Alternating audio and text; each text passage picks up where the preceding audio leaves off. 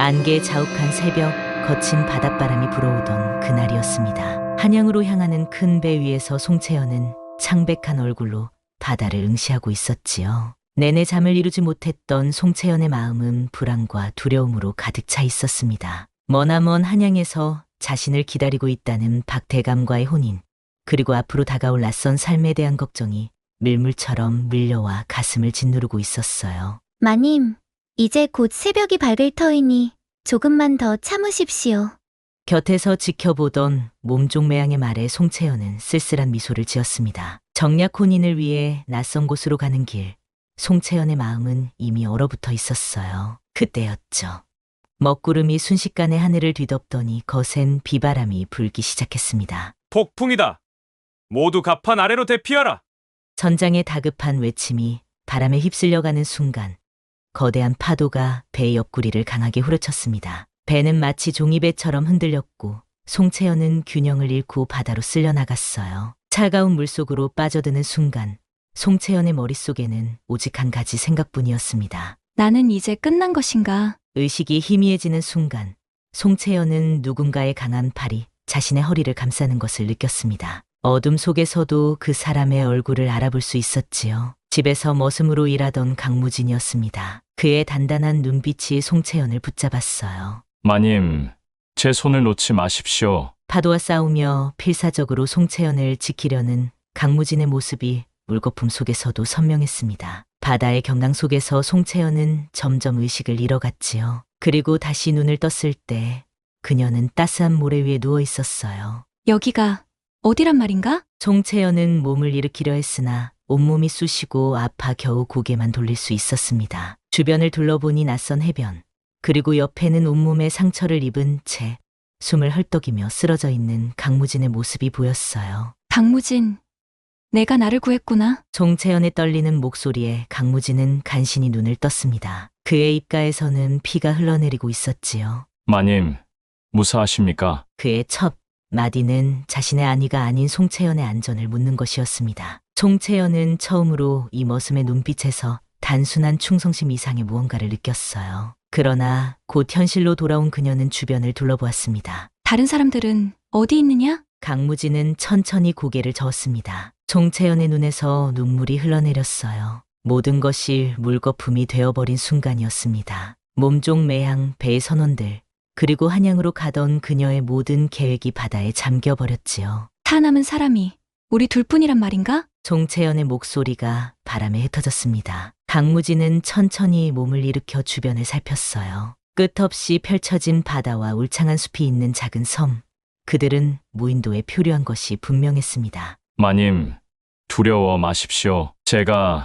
제가 어떻게든 마님을 지키겠습니다. 강무진의 목소리에는 흔들림이 없었습니다. 송채연은 그 순간 이 머슴에게 의지할 수밖에 없다는 사실을 깨달았지요. 하지만 동시에 그녀의 가슴속에는 두려움과 함께 희미한 기대감도 일어났습니다. 이 낯선 섬에서 그녀는 더 이상 사대부가의 규범에 얽매이지 않아도 되는 자유를 느꼈어요. 해가 저물어가는 무인도의 해변에서 송채연과 강무진은 새로운 운명의 첫 페이지를 맞이하고 있었습니다. 아무도 모르는 이 섬에서 그들의 이야기는 이제 막 시작되려 하고 있었지요. 이튿날 아침, 동이 트자 첫 번째로 눈을 뜬 것은 강무진이었습니다. 밤새 마님을 지키기 위해 잠을 설쳤지만 그의 눈빛에는 오히려 단단한 결의가 서려 있었어요. 강무진은 송채연이 아직 깊이 잠든 것을 확인하고 조용히 일어나 주변을 살피기 시작했습니다. 무인도의 해변을 따라 걸으며 마실 물을 찾고 불을 피울 나무를 모으기 시작했지요. 한참 후 송채연이 눈을 떴을 때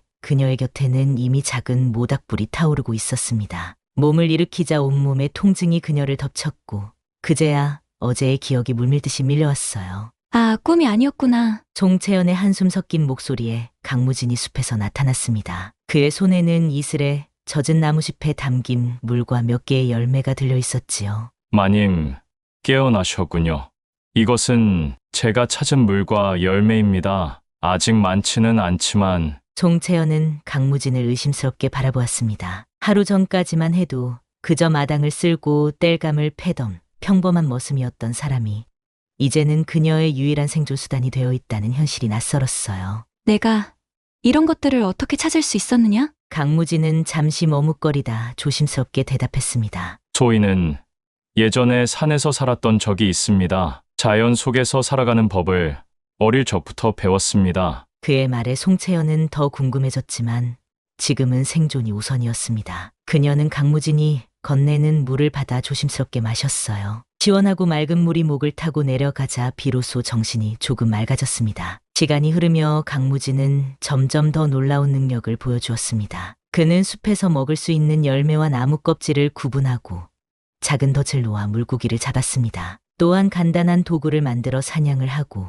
손수 작은 움막을 만들어 송채연이 비바람을 피할 수 있게 했지요. 머슴이 이렇게 많은 일을 할 수 있다니. 송채연은 강무진의 모습을 지켜보며 중얼거렸습니다. 처음에는 그를 멀리하려 했지만 점점 그의 존재가 고마워지기 시작했어요. 한 번은 송채연이 혼자 해변을 걷다 발을 다쳤을 때 강무진이 달려와 그녀를 돌봐주었습니다. 마님의 발이 상했습니다. 제가 치료해 드리겠습니다. 강무진은 어딘가에서 찾아온 약초를 발에 문질러 주었고 그 상처는 놀랍게도 빠르게 아물었습니다. 송채연은 그의 손길이 단순한 머슴의 것이 아님을 느꼈어요. 내 손길이 참으로 익숙하구나. 어디서 이런 것을 배웠느냐? 송채연의 물음에 강무진은 잠시 망설이다 이내 고개를 숙였습니다. 저희는 본래 의원의 아들이었습니다. 하지만 아버지가 무고한 죄로 몰려 가문이 몰락한 후 떠돌이 생활을 하다 마님 댁에 들어오게 되었습니다. 그의 고백에 송채연은 놀라움을 감추지 못했습니다. 그제야 그의 글씨체가 왜 그리 단정했는지, 왜 그가 종종 병든 하인들을 몰래 돌봐주는 모습을 보았는지 이해가 됐어요. 그랬구나. 내가 단순한 머슴이 아니라 생각했었다. 시간이 흐를수록 송채연은 강무진을 다른 시선으로 보기 시작했습니다. 집에서는 그저 명령을 내리는 대상이었던 그가 이제는 한 사람으로서 그녀의 눈에 들어왔어요. 특히 저녁 무렵 모닥불 앞에서 강무진이 예시하기를 들려줄 때면 송채연은 그의 목소리에 이상하게 마음이 끌렸습니다. 머슴이 이렇게 이야기를 잘한다니. 너는 정말 누구냐? 저희는 그저 마님을 지키고자 하는 사람일 뿐입니다. 여러 날이 지나면서 둘 사이의 거리는 점점 좁아졌습니다. 송채연은 강무진의 도움을 받아 간단한 바느질을 하고 강무진은 송채연이 찾아온 약초를 이용해 더 나은 음식을 만들었어요. 그들은 서로의 존재가 없으면 살아갈 수 없다는 것을 깨닫게 되었습니다. 어느 날 밤 송채연은 문득 강무진의 팔에 있는 깊은 상처를 발견했습니다. 그것은 그가 그녀를 위해 사냥하다 다친 상처였지요. 이런 상처를 어째서 말하지 않았느냐? 마님을 걱정시키고 싶지 않았습니다. 그 순간 송채연은 자신의 마음에 스며든 감정을 부정할 수 없었습니다. 그녀는 처음으로 신분의 벽을 넘어 한 사람으로서 강무진을 바라보게 되었어요. 그의 강인한 손길, 따스한 눈빛, 그리고 깊은 지혜가 이제는 송채연의 마음속에 새겨져 있었습니다. 내가 너를 잘못 보았구나. 그렇게 무인도에서의 생활은 계속되었습니다. 처음에는 두려움과 불안으로 가득했던 날들이 이제는 서로를 알아가는 소중한 시간으로 변해갔지요. 송채연은 점점 더 한양에서의 삶, 그리고 박대감과의 정략 결혼에 대한 기억이 흐려지는 것을 느꼈습니다. 대신 그녀의 마음에는 강무진이라는 사람에 대한 궁금증과 애틋함이 자라나고 있었어요. 무인도에서의 그들만의 시간은 송채연이 평생 사대부가의 규범 속에서 갇혀있던 자신의 진짜 모습을 찾아가는 여정이기도 했습니다. 그리고 강무진 역시 오랫동안 숨겨왔던 자신의 진정한 정체성을 조금씩 드러내기 시작했지요. 무인도에서의 생활이 한 달쯤 지났을 무렵 하늘에 먹구름이 잔뜩 몰려왔습니다. 오후부터 바람이 점점 거세지더니 이내 굵은 빗방울이 떨어지기 시작했어요. 송채연과 강무진은 서둘러 그동안 만들어둔 움막으로 피신했지만 바닷바람을 동반한 폭풍은 예상보다 훨씬 강했습니다. 이런 움막이 곧 무너질 것 같구나. 송채연의 말이 채 끝나기도 전에 바람이 움막의 한쪽을 휩쓸어 갔지요. 빗물이 사정없이 내부로 쏟아져 들어왔습니다. 강무진은 재빨리 송채연의 손을 잡아 일으켜 세웠어요. 마님, 이쪽으로 오십시오. 제가 며칠 전에 발견한 동굴이 있습니다. 두 사람은 빗속을 뚫고 달렸습니다. 물에 젖은 옷이 몸에 달라붙어 무거웠지만 송채연은 강무진의 손을 놓지 않았어요. 그의 단단한 손길이 이상하게도 안심이 되었습니다. 얼마를 달렸을까? 해안과 절벽 사이에 숨겨진 작은 동굴에 도착했지요. 여기라면 비바람을 피할 수 있을 겁니다. 동굴은 생각보다 깊었고 안쪽으로 들어갈수록 바닥이 건조했습니다. 강무진은 미리 준비해두었던 부싯돌로 불을 피웠어요. 작은 불빛이 동굴 안을 비추자 송채연은 그제야 안도의 한숨을 내쉬었습니다. 다행이구나. 내가 아니었다면 오늘 밤을 어떻게 버텼을지. 송채연의 말에 강무진은 고개를 숙였습니다. 그런데 그때 송채연이 갑자기 몸을 떨기 시작했어요. 온몸이 젖은 채로 있다 보니 한기가 드는 것이었습니다. 마님, 그대로 계시면 병이 들 수 있습니다. 옷을 말려야 합니다. 강무진의 말에 송채연은 잠시 망설였습니다. 사대부가의 규범대로라면 있을 수 없는 일이었지요. 하지만 이곳은 무인도 오직 그들만이 존재하는 세상이었습니다. 하지만 마님, 이곳에서는 체면보다 생존이 먼저입니다. 제가 등을 돌리겠습니다. 강무진은 약속대로 돌아섰고 송채연은 조심스럽게 젖은 겉옷을 벗어 불 가까이에 펼쳐두었습니다. 하지만 여전히 한기는 가시지 않았어요. 바람이 동굴 입구로 휘몰아치며 냉기를 불러왔기 때문이었지요. 마님, 이대로는 위험합니다. 체온을 나눠야 합니다. 송채연은 고개를 들어 강무진을 바라보았습니다. 그의 눈빛은 진심 어린 걱정으로 가득했어요. 송채연은 천천히 고개를 끄덕였습니다. 이제 나는 마님이 아니겠지. 그 말은 마치 오랜 굴레를 벗어던지는 해방의 선언과도 같았습니다. 강무진은 천천히 다가와 송채연의 곁에 앉았어요. 처음엔 조심스럽게 어깨를 감싸던 그의 팔이 점점 송채연의 등을 완전히 감쌌습니다. 마님이 원하신다면 저는 당신의 사람이 될 것입니다. 송채연의 심장이 빠르게 뛰기 시작했습니다. 이런 감정은 처음이었어요. 그의 체온이 차가운 그녀의 몸을 데우기 시작했고 그의 버들가지 같은 손이 그녀의 젖은 머리카락을 쓸어내렸습니다. 모닥불이 흔들리는 어둠 속에서 그들의 시선이 마주쳤어요. 무진아, 너는 내게 어떤 사람이니? 그의 이름을 처음으로 친근히 부르는 순간 송채연은 자신이 변화했음을 느꼈습니다. 강무진의 호수처럼 깊은 눈동자에 빠져들며 그녀는 점점 더 그에게 끌렸습니다. 저는 그저 마님을 지키기 위해 태어난 사람입니다. 강무진의 손길이 바람결처럼 송채연의 얼굴을 쓸었습니다. 그의 손끝에서 봄날의 온기가 전해졌어요. 송채연은 그의 따스한 노을빛이 어린 돼지 같은 가슴에 기대어 안전함을 느꼈습니다. 모닥불의 불꽃이 춤을 추는 동안 두 사람의 마음도 함께 춤을 추기 시작했어요. 강무진의 향기로운 봄바람의 속삭임 같은 입맞춤이 송채연의 새벽 이슬을 머금은 꽃잎 같은 입술에 내려앉았습니다. 그 순간 송채연은 자신의 온몸에 따스한 물결이 흐르는 것을 느꼈지요. 나는 내가 필요하다. 송채연의 말에 강무진의 단단한 방망이가 깨어났습니다. 그의 열정적인 손길이 송채연의 곳곳을 어루만지자 그녀의 촉촉한 동굴은 이미 그를 맞이할 준비가 되어 있었어요. 그들의 몸은 바람에 안긴 꽃처럼 서로를 감싸 안았고 가슴 깊이 스며든 봄비처럼 서로의 숨결이 하나가 되었습니다. 밤하늘의 별빛 같은 송채연의 눈에서 눈물이 흘러내렸습니다. 그것은 슬픔의 눈물이 아니라 진정한 사랑을 찾은 기쁨의 눈물이었지요. 강무진은 그녀의 밤안개 같은 머리카락을 쓰다듬으며 속삭였습니다. 이제부터 제 목숨보다 당신을 소중히 여기겠습니다. 그 밤 동굴 안에서 두 사람은 서로의 온기를 나누며 폭풍우를 이겨냈습니다. 비록 바깥은 거친 바람과 천둥 번개로 요동쳤지만 그들의 마음속에는 평온과 행복이 가득했어요. 신분의 벽을 뛰어넘어 그들은 그저 한 남자와 한 여자로서 서로를 바라보게 되었습니다. 동이 틀 무렵 폭풍은 잦아들었고 두 사람은 나란히 동굴 입구에 서서 새벽빛을 맞이했어요. 송채연의 손은 강무진의 손을 단단히 잡고 있었습니다. 이제 그들에게는 무인도가 더 이상 두려운 곳이 아니었어요. 오히려 그곳은 그들만의 천국이 되어 있었습니다. 이 섬에서의 시간이 내 인생에서 가장 진실된 시간일지도 모르겠구나. 앞으로 어떤 일이 있어도 당신 곁을 지키겠습니다. 그렇게 두 사람의 사랑은 깊어갔습니다. 매일 밤 서로의 품에 안겨 잠들고 매일 아침 함께 눈을 떴지요. 그들은 서로에게 의지하며 무인도에서의 생활을 이어나갔고 점점 더 서로를 알아가게 되었습니다. 송채연은 이제 자신의 과거의 삶, 정략 결혼의 약속, 그리고 사대부가의 규범을 모두 잊고 오직 강무진과의 순수한 사랑에 몸을 맡겼어요. 하지만 그들도 알지 못했습니다. 이 행복한 시간이 언제까지 지속될 수 있을지, 그리고 외부 세계가 그들을 어떻게 다시 찾아올지를 무인도에서의 평화로운 나날이 흘러가던 어느 날 아침, 송채연과 강무진은 해변에서 놀라운 광경을 목격했습니다. 지평선 너머로 한 척의 상선이 천천히 다가오고 있었지요. 산과 바다가 만나는 곳에서 피어오르는 연기를 보고 배가 섬에 접근한 것이었습니다. 저것은 배란 말인가? 그렇습니다.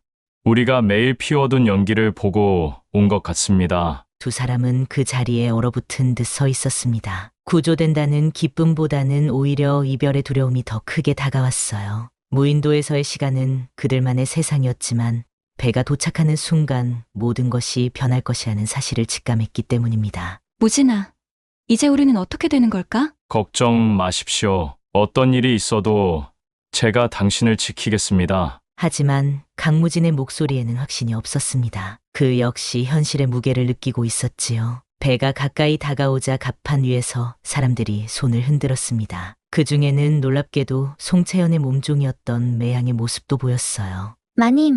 마님, 살아계셨군요. 하늘이시여, 감사합니다. 배가 해안에 정박하고 선원들이 작은 배를 타고 그들에게 다가왔습니다. 매양은 눈물을 흘리며 송채연에게 달려왔지요. 그녀도 폭풍 속에서 살아남아 한양으로 돌아갔던 것이었습니다. 마님, 모든 분들이 마님을 찾고 계십니다. 특히 박 대감께서는 밤낮으로 마님을 찾으라 명하셨지요. 송채연은 박대감의 이름을 들으며 현실로 돌아왔습니다. 그녀는 무의식적으로 강무진을 바라보았지만 이미 선원들이 그들 사이를 가로막고 있었어요. 강무진은 다시 머슴의 자세로 고개를 숙이고 있었습니다. 배에 올라 한양으로 향하는 내내 송채연과 강무진은 서로 말 한마디 나눌 수 없었습니다. 송채연은 다시 사대부가의 여인으로, 강무진은 다시 아인으로 돌아가야 했지요. 무인도에서의 꿈 같은 시간은 마치 환상처럼 느껴졌습니다. 한양에 도착하자 송채연은 곧장 사대부가로 돌아갔고 강무진은 다른 하인들과 함께 뒤편으로 사라졌습니다. 마지막 순간 두 사람의 눈빛이 잠시 마주쳤지만 그들은 아무 말도 할 수 없었어요. 자네가 살아 돌아왔다니 하늘이 나에게 큰 복을 내린 것이네. 박대감은 송채연을 보자마자 기쁨의 표정을 감추지 못했습니다. 그는 이미 50대의 나이였지만 아직 후사가 없었기에 송채연과의 혼인이 더욱 절실했지요. 대감님을 뵙게 되어 영광입니다. 송채연은 공손히 예를 갖추었지만 그녀의 마음은 이미 강무진에게 있었습니다. 하지만 사대부가의 규범과 가문의 명예를 생각하면 그 마음을 꺼내 보일 수 없었지요. 한양으로 돌아온 지 몇 주가 지난 어느 날, 송채연은 아침부터 심한 구토를 했습니다. 매양이 그녀를 걱정스럽게 바라보았어요. 마님, 며칠째 아침마다 이러시니 혹시? 송채연은 매양의 눈빛을 보고 자신의 몸 상태를 깨달았습니다. 그녀는 손을 자신의 배에 가져다 대며 충격에 빠졌어요. 이 아이는 그녀는 무인도에서 강무진과 함께했던 시간을 떠올렸습니다. 분명 그의 아이였지요. 송채연은 당장이라도 강무진을 찾아가 이 사실을 알리고 싶었지만 현실은 냉혹했습니다. 그때 박대감이 그녀의 방을 찾아왔어요. 그대가 돌아온 후 좋은 소식이 있다고 들었네. 송채연은 놀라서 고개를 들었습니다. 박대감의 눈빛은 기쁨으로 가득했지요. 내 아이라니 정말 기쁘구나. 하늘이 우리에게 복을 내린 것이네. 송채연은 숨이 막혔습니다. 박대감은 그녀가 무인도에서 귀환한 후 곧바로 임신했다고 알고 있었고 자신의 아이라고 믿고 있었던 것입니다. 그녀는 말문이 막혔어요. 대감님, 이것은 말할 필요 없네.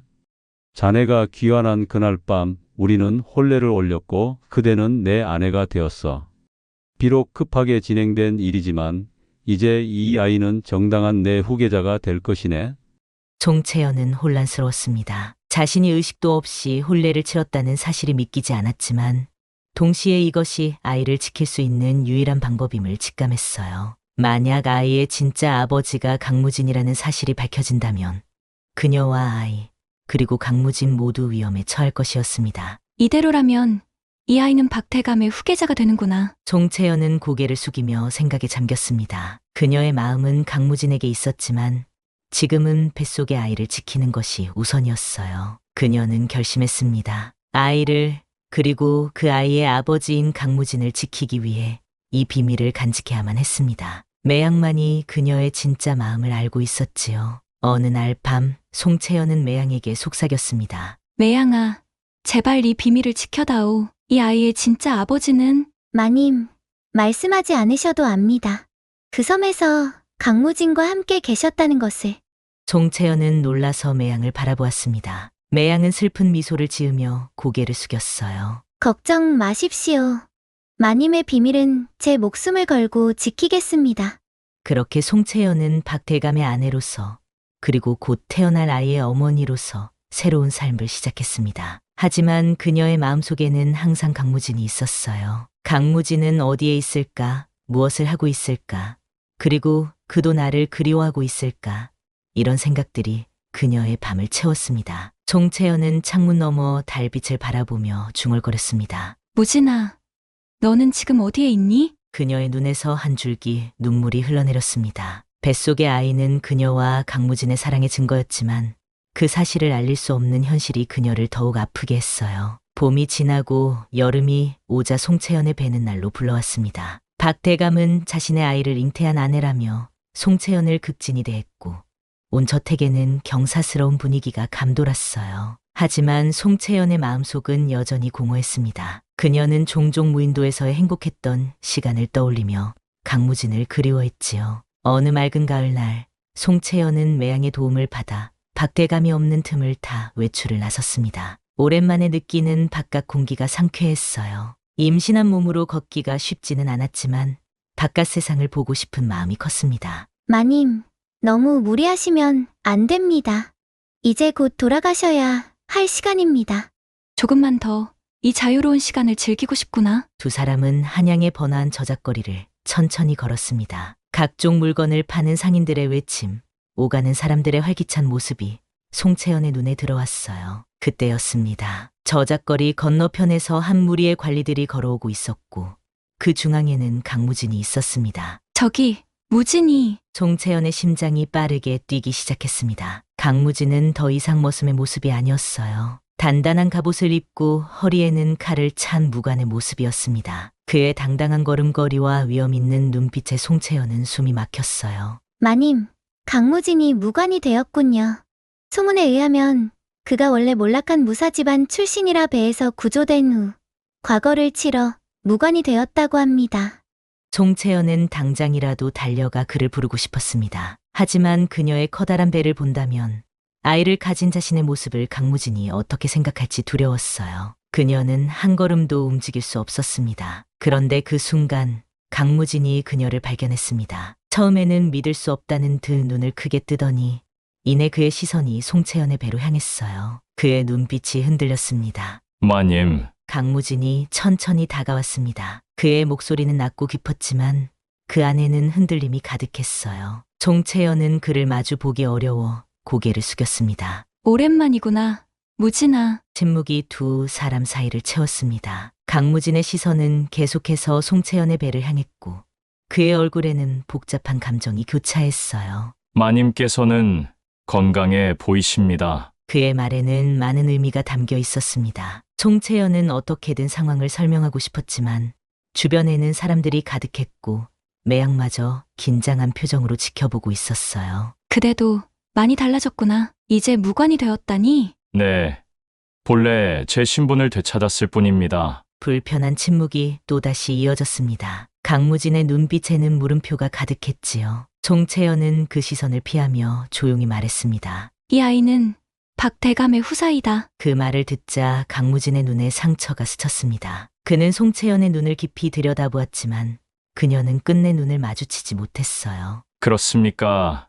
축하드립니다. 그의 목소리는 공손했지만 그 안에는 깊은 실망과 배신감이 묻어 있었습니다. 송채연은 가슴이 무너지는 듯했지만 지금은 진실을 말할 수 없었어요. 아이를 위해 그리고 강무진을 위해서도 이 비밀은 지켜져야만 했습니다. 마님, 이제 돌아가셔야 합니다. 해가 곧 저물 것입니다.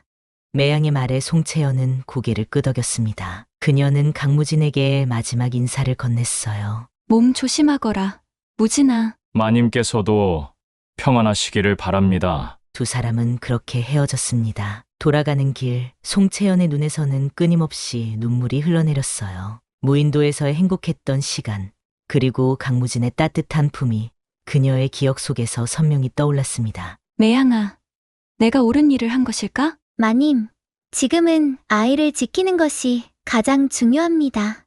박 대감의 권력은 너무 강합니다. 만약 진실이 밝혀진다면 강무진도 위험해질 테지요.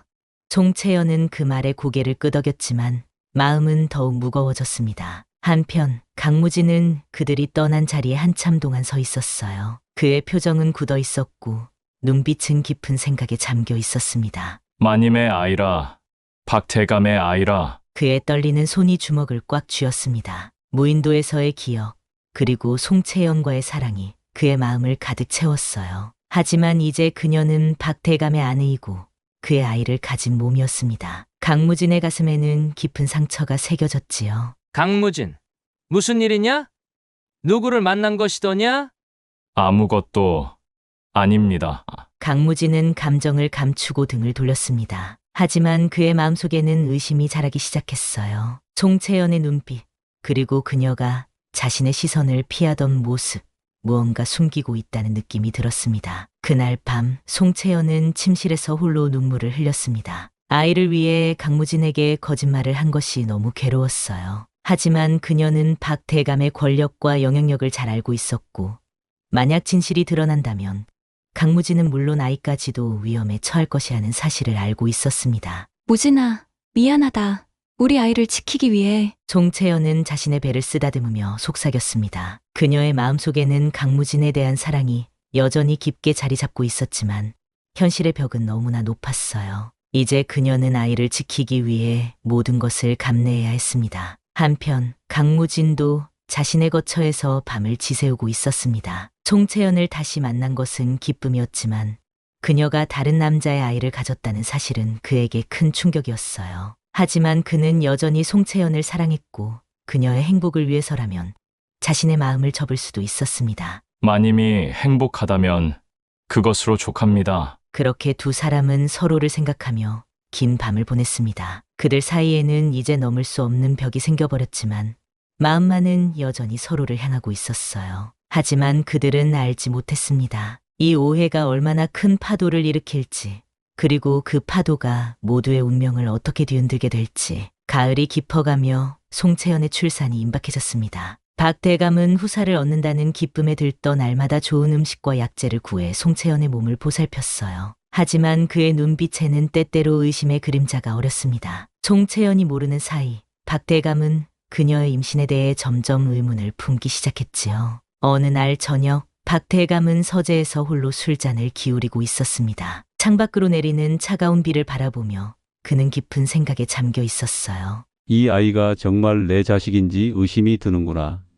그의 목소리에는 냉기가 서려 있었습니다. 박대감은 송채연이 무인도에서 돌아온 직후 서둘러 혼례를 치렀고 그날 밤 송채연이 의식을 잃은 상태에서 혼례를 마쳤다고 모두에게 알렸지요. 그러나 사실 두 사람 사이에 진정한 부부의 인연은 없었습니다. 박대감은 송채연의 가문과의 연합을 위해 서둘러 그녀를 아내로 맞았을 뿐이었어요. 만약 이 아이가 내 아이가 아니라면 그때 문이 조용히 열리며 박대감의 충복인 노복이 들어왔습니다. 대감님 부르셨습니까? 그래.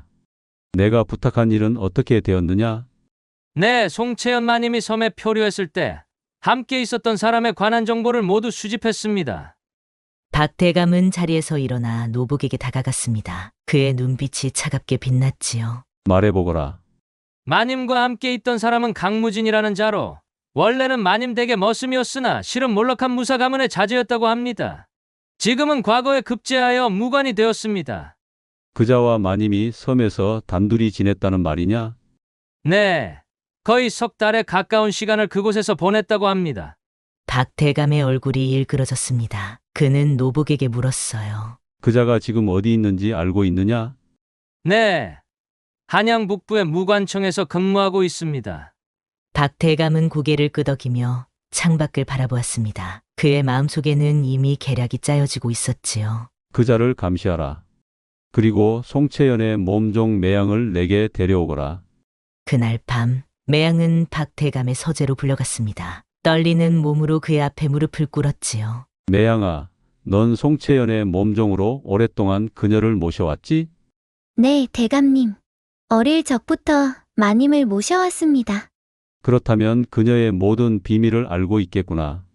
매양의 얼굴이 창백해졌습니다. 그녀는 송채연의 비밀을 알고 있었고 그것을 지키기 위해 침묵을 지켜왔지요. 마님에 관해 제가 아는 것은 모두 대감님께서도 아실 것입니다.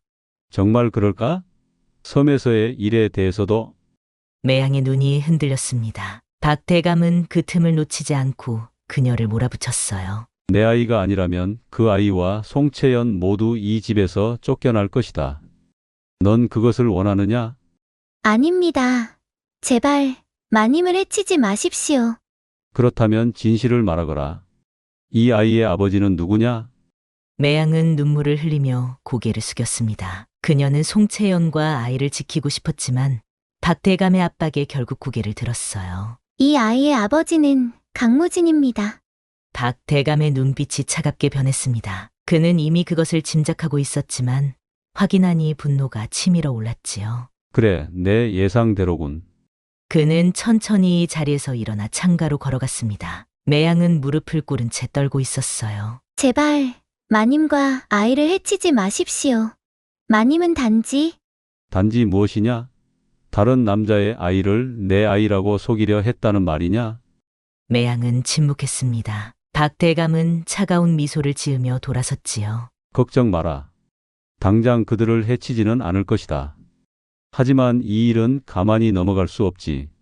그날 밤 이후 박 대감의 태도가 달라졌습니다. 그는 표면적으로는 여전히 송채연을 그리고 곧 태어날 아이를 기대하는 듯했지만 그의 눈빛에는 언제나 차가운 계산이 서려 있었어요. 출산일이 이틀 앞으로 다가온 어느 밤 박 대감은 송채연의 방을 찾아왔습니다. 송채연은 앉아서 아이를 위한 옷을 짓고 있었지요. 건강해 보이는구나. 아이도 곧 태어날 테지. 네. 대감님, 이제 곧. 송채연의 목소리에는 불안함이 묻어 있었습니다. 최근 박 대감의 시선이 변한 것을 그녀도 느끼고 있었지요. 송채연, 난 내가 무인도에서 겪은 일에 대해 알고 싶구나. 송채연의 손이 멈췄습니다. 그녀는 천천히 고개를 들어 박 대감을 바라보았어요. 이미 말씀드린 대로입니다. 폭풍에 배가 난파되어. 그래, 폭풍에 배가 난파되었지. 하지만 내가 말하지 않은 것이 있지 않느냐? 송채연의 심장이 빠르게 뛰기 시작했습니다. 박 대감은 천천히 그녀에게 다가와 목소리를 낮추었지요. 강무진이라는 이름을 기억하느냐? 송채연의 얼굴이 창백해졌습니다. 그녀는 자신도 모르게 배를 감싸 안았어요. 그는 저를 구해준 머슴일 뿐입니다. 정말 그뿐이냐? 매양은 다른 말을 하던데. 그 말에 송채연의 눈이 커졌습니다. 박 대감은 냉소를 지으며 계속 말을 이었어요. 내가 강무진과 섬에서 보낸 시간, 그리고 이 아이의 진짜 아버지가 누구인지. 송채연은 몸을 떨며 일어섰습니다. 더 이상 숨길 수 없다는 것을 알았지요. 대감님, 제발. 내 명예를 더럽힌 대가는 치러야 할 것이다. 그의 목소리는 차갑게 가라앉았습니다. 송채연은 공포에 질려 뒷걸음질 쳤어요. 그럼 내게 선택을 주지. 아이를 버릴 것인가? 아니면 내 목숨을 버릴 것인가? 송채연은 충격에 휩싸였습니다. 그녀는 본능적으로 자신의 배를 감싸 안았어요. 제발. 아이만은. 내일 아침까지 결정하거라. 그때까지 답이 없다면 내가 알아서 처리하겠다.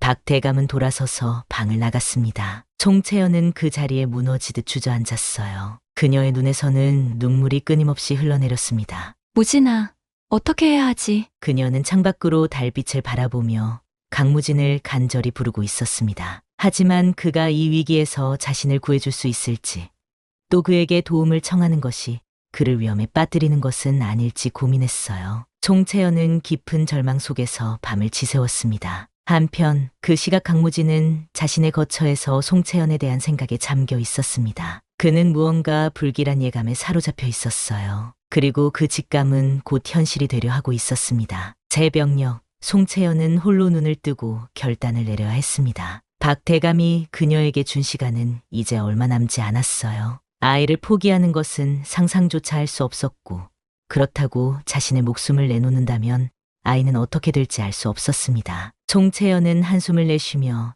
창밖으로 보이는 희미한 새벽빛을 바라보았지요. 내 아이를 지킬 방법은 없는 것인가? 그때 방문 밖에서 가벼운 발자국 소리가 들렸습니다. 송채연은 경계하며 고개를 돌렸어요. 문이 살며시 열리고 매양이 들어왔습니다. 그녀의 얼굴은 눈물로 범벅이 되어 있었지요. 마님, 제가 마님의 비밀을 지키지 못했습니다. 대감님이 협박하시어. 알고 있다. 매양아, 내 탓이 아니니 자책하지 마라. 송채연은 쓸쓸한 미소를 지으며 매양의 손을 잡았습니다. 매양은 흐느끼며 고개를 들었어요. 하지만 제가 한 가지 일을 했습니다. 마님을 위해. 송채연은 의아한 표정으로 매양을 바라보았습니다. 매양은 목소리를 낮춰 속삭였어요. 강무진 대인에게 편지를 보냈습니다. 마님의 위험을 그리고 아이의 일을. 송채연의 눈이 커졌습니다. 기쁨과 두려움이 교차하는 순간이었어요. 매양아, 그것은 그때였습니다. 바깥에서 갑자기 소란스러운 소리가 들려왔어요. 누군가 박대감의 이름을 크게 부르는 목소리, 그리고 급히 달려오는 발소리. 송채연과 매양은 놀라서 서로를 바라보았습니다. 마님, 제가 나가 살펴보겠습니다. 매양이 방문을 열고 나가려는 순간 복도에서 강한 발걸음 소리가 들렸습니다. 그리고 이어서 방문이 거칠게 열렸지요. 그곳에 서 있던 사람은 마님, 강무진이었습니다. 그는 무관의 차림새로 숨을 헐떡이며 방 안을 바라보고 있었어요. 송채연은 놀라서 자리에서 일어났습니다. 무진아, 내가 어찌? 매향이 전가를 보냈습니다. 마님과 아이가 위험하다고. 강무진의 눈빛에는 결연한 의지가 빛나고 있었습니다. 그는 송채연에게 다가와 그녀의 손을 꼭 잡았어요. 진실을 알았습니다. 이 아이가 내 아이라는 것을. 송채연의 눈에서 눈물이 흘러내렸습니다. 그동안 숨겨왔던 진실을 강무진이 알게 된 것이었어요. 미안하다. 내게 거짓말을 했어. 이해합니다. 마님은 아이를 지키기 위해 그리하신 것이겠지요. 그때 방문 밖에서 급한 발소리가 들렸습니다. 박 대감과 그의 하인들이 달려오는 소리였어요. 매양이 급히 방으로 뛰어들어왔습니다. 대감님이 오십니다. 빨리 피하셔야 합니다. 강무진은 결연한 표정으로 고개를 저었습니다. 그는 송채연의 얼굴을 양손으로 감싸며 진심을 담아 말했어요. 더 이상 도망치지 않겠습니다. 마님은 이제 제 사람입니다. 그 순간 방문이 거칠게 열리며 박대감이 들어왔습니다. 그의 눈빛은 분노로 가득 차 있었어요. 이놈, 감히 내 집에 침입하다니. 박대감의 뒤로는 여러 명의 하인들이 서 있었습니다. 강무진은 천천히 몸을 돌려 박대감을 마주했고 송채연은 본능적으로 자신의 배를 감싸 안았어요. 대감님, 송채연 마님은 더 이상 당신의 사람이 아닙니다. 무엄하도다. 내 놈이 감히 내 아내를. 그녀는 당신의 아내가 아닙니다. 진짜 혼례도 치르지 않았으면서 당신은 그저 거짓으로 모든 일을 속였을 뿐입니다. 박대감의 얼굴이 일그러졌습니다. 그는 하인들에게 명령했어요. 이 역적을 당장 잡아라. 하인들이 달려들려는 순간 강무진은 허리에 찬 칼을 빼들었습니다. 그의 눈빛이 차갑게 변했지요. 누구든 다가오면 목숨을 보장할 수 없습니다. 하인들은 강무진의 위협에 멈춰섰습니다. 박대감은 분노로 몸을 떨었지만 강무진의 단호한 눈빛 앞에서 섣불리 행동할 수 없었어요. 내 놈은 알고 있느냐? 이런 행동이 어떤 결과를 가져올지? 알고 있습니다. 하지만 저는 더 이상 두렵지 않습니다. 마님과 우리 아이를 지키기 위해서라면 무엇이든 할 것입니다. 강무진은 송채연에게 다가가 그녀의 손을 잡았습니다. 그리고 그녀의 눈을 바라보며 물었어요. 마님, 이제 제 곁으로 오시겠습니까? 송채연은 잠시 망설였습니다. 이것은 돌이킬 수 없는 선택이었어요. 박대감의 권력과 그의 분노가 가져올 결과는 상상할 수 없을 정도로 위험했습니다. 송채연, 생각해라. 이자와 함께 가면 너와 내 아이는 영원히 사회에서 버림받을 것이다. 나는 그대로 둘 수 없다. 그의 위협적인 말에 송채연은 잠시 눈을 감았습니다. 하지만 이내 그녀의 마음은 굳게 닫혀 있었어요. 그녀는 배에 있는 아이를 생각했습니다. 그리고 무인도에서 자신을 지켜주었던 강무진의 따뜻한 품을 기억했지요. 나는 너와 함께 갈 것이다. 송채연은 강무진의 손을 꼭 잡았습니다. 그녀의 눈빛에는 더 이상 두려움이 없었어요. 이제는 신분이 아니라 자신의 사랑과 가족을 위해 싸울 때였습니다. 이런 내 놈들. 박 대감이 하인들에게 다시 공격 명령을 내리려는 순간 갑자기 밖에서 말발굽 소리와 함께 여러 무관들의 목소리가 들렸습니다. 강무진의 동료들이 그를 돕기 위해 온 것이었어요. 강대인, 안에 계십니까? 강무진의 입가에 작은 미소가 떠올랐습니다. 그는 송채연을 보호하듯 감싸 안으며 박 대감을 바라보았어요. 대감님, 이제 우리를 막을 수 없을 것입니다. 마님은 이제 제 사람입니다. 박 대감은 분노로 몸을 떨었지만 더 이상 어찌할 수 없음을 알았습니다. 여러 무관들이 들이닥치면 그의 명예는 더욱 실추될 것이었지요. 이것으로 끝난 것이 아니다.